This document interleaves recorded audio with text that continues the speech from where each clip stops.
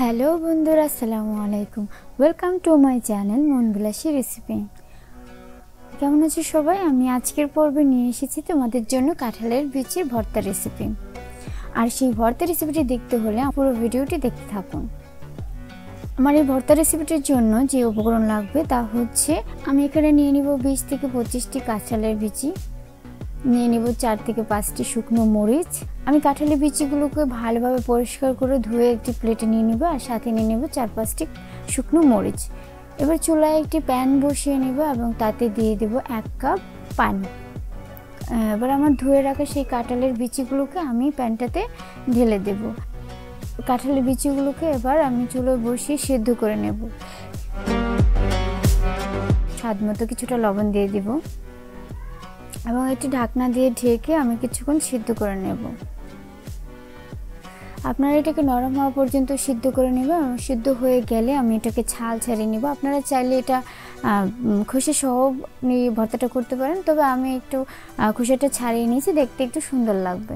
এবার আমি আবারও চুলায় একটি প্যান বসিয়ে তাতে দিয়ে দেবো কিছুটা সয়াবিন তেল এবং তাতে একটা কাটা ছাড়া মাছ আমি ভেজে নেব। আমি মাছটাকে হলুদ, মরিচ এবং একটু লবণ দিয়ে মাখিয়ে নিয়ে এবার তেলটাতে ভেজে নিয়েছি। আপনারা আপনাদের পছন্দ মতো মাছ নিয়ে নেবেন। আর আমার ভর্তার জন্য লাগবে 2-3টি পেঁয়াজ কুচি, লাগবে 4-5টি শুকনো মরিচ এবং 4টি ধনিয়া পাতা। ঝালের পরিমাণটা সম্পূর্ণই আপনাদের উপর, আপনারা আপনাদের ইচ্ছে মতো নিয়ে নেবেন। এখানে আমি 4-5টি নিয়েছি এবং সেই মাছ ভেজে রাখা প্যানে শুকনো মরিচ ভেজে নিতে হবে। এবং একই প্যানে আমার মরিচগুলো ভাজা হয়ে গেলে আমি কাঁঠালের বিচিগুলোকে ভেজে নেব। তো আমার ভাজা কমপ্লিট। এবার আমি একটা প্লেটে মরিচগুলোকে ভালোভাবে ভেঙে নিচ্ছি।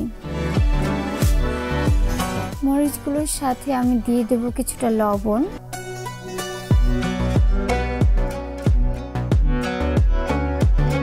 দিয়ে দেব পেঁয়াজ কুচিগুলো। এবার আমি পেঁয়াজ কুচি, লবণ এবং মরিচ ভালোভাবে হাত দিয়ে কষলে নিয়ে নিচ্ছি। যখনই আমরা এই মিশ্রণগুলোকে ভালোভাবে কষলে নেব, তাতে রেসিপিটা আরও অনেক বেশি মজার সুস্বাদু হবে।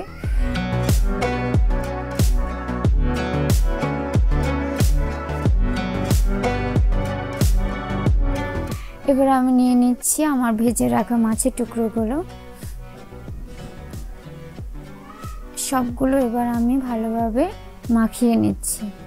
আর দিয়ে দিব কাঁঠালের বিচির মিহিগুলো। আমি এটা হাত দিয়ে করে নিয়েছি, কেউ চাইলে এটা শিলপাটে করতে পারে, কেউ ব্লেন্ড করে নিতে পারে। তো আমি যেহেতু ভালোভাবে সিদ্ধ করে নিয়েছি, এটাকে আমি হাত দিয়ে কিছুটা ভেঙে নিয়েছি। আমার কাছে দানা দানা অবস্থায় ভালো লাগে, তাই আমি বেশি মিহি করে নিই। আপনারা আপনাদের পছন্দ মতো নিয়ে নেবেন। এতে দিয়ে দেবো আমি ধনিয়া পাতা,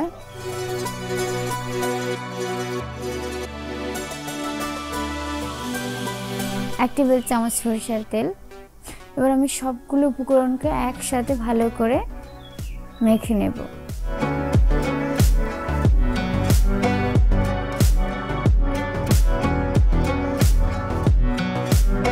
তো দেখতেই পাচ্ছ আমার ভর্তাটা একদম প্রায় কমপ্লিট, আর খেতেও খুব ভালো টেস্ট আসবে।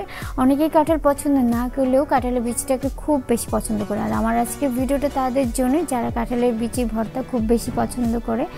যদি আমার ভিডিওটা ভালো লেগে থাকে অবশ্যই লাইক অ্যান্ড কমেন্টস করে জানাবেন কেমন লেগেছে এবং আমার চ্যানেলটাকে সাবস্ক্রাইব করবেন। আসসালামু আলাইকুম।